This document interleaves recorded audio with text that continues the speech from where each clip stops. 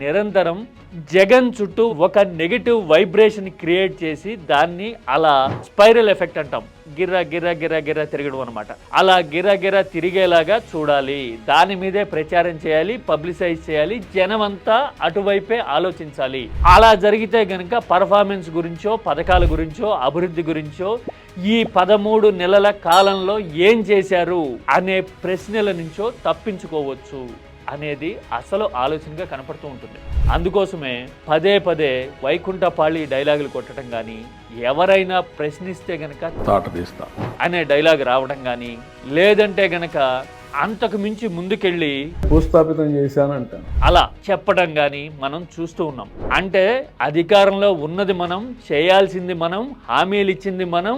అంటే ఒక్క మాటలో చెప్పాలంటే we are the incharge of the whole operations actually. అలాంటప్పుడు మనం ఆపరేషన్స్ గురించి మాట్లాడాలి కదా. కానీ మనం మాత్రం ఈ ఆపరేషన్ చేయడం మాని గతాన్ని పోస్ట్ మార్టం చేయడం మీద మాత్రమే ఎందుకుంటున్నాము.